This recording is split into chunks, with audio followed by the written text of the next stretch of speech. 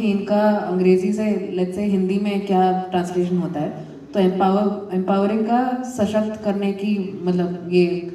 शब्द आते हैं, सशक्त करना, मजबूत करना। लेकिन सिविल राइट्स डिफेंडर्स जब आप डालेंगे तो फिर वो नागरिक कानून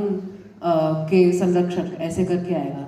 अब नागरिक कानून, सिटीजनशिप और सिविल, इन दोनों शब्दों में काफ़ी फ़र्क है, क्योंकि नागरिकता अपने आप में ही एक बहुत पेचीदा मामला है। हर किसी को नागरिक माना जाता है, नहीं जाता है, उसमें भी कई सारे, आप तो जानते ही होंगे कि सीएनआरसी के वक्त भी कितना मतलब डिबेट हुआ था। तो उसमें सिविल राइट्स एक तरह से, सिविल राइट्स और ह्यूमन राइट्स ये दोनों शब्दों में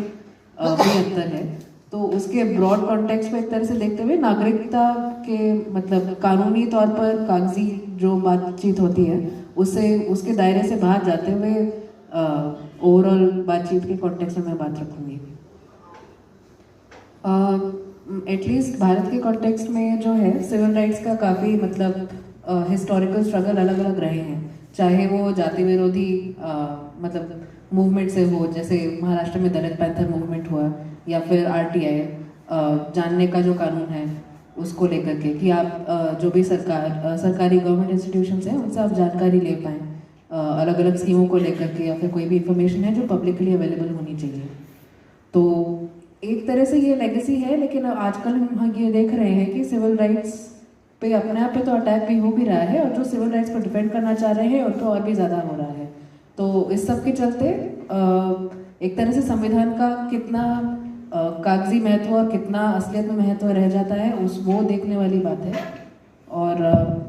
इसको मेनली मतलब कानूनी तौर पर अगर हम देखें तो जो सिविल राइट्स हैं वो कई अलग अलग हैं, लेकिन मेनली वो 3 कानूनों से निकल के आती हैं। एक है आर्टिकल 14 जो राइट टू इक्वालिटी है, आर्टिकल 19 जो फ्री स्पीच और पीसफुल असेंबली को लेकर के है, एंड आर्टिकल 21 जो राइट टू लाइफ है। मोस्टली जो भी सारी सिविल राइट्स हैं वो इन्हीं 3 कानूनों से एक तरह से उसका बड़े हुए तरीके से उसको देखना इन कानूनों को, और उनका इंटरप्रिटेशन एक्सपेंसिव तरीके से करना वहाँ से आती है। एम्पावरिंग सिविल राइट्स डिफेंडर्स में एक बात ये भी है कि जब हम सिविल राइट्स डिफेंडर्स के बारे में सोचते हैं तो हमें लगता है कि ये कोई अलग ही तरह के लोग हैं जो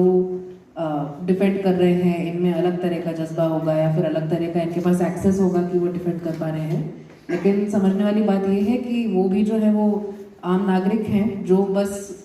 चुप्पी बनाए रखने और बैठे रहने के बजाय बस उन्होंने ये डिसाइड किया कि हम इसको लेकर के कुछ बोलेंगे, और ये जो सिविल राइट्स पे कंटिन्यूअस मतलब एक तरह से वार हो रहा है उनके ऊपर हम आगे बातचीत करेंगे। तो ये एक समझने वाली बात बहुत ज़रूरी है, क्योंकि इस कमरे में वैसे हम बोल सकते हैं कि सिविल राइट्स डिफेंडर्स कुछ चंद ही हैं ऐसे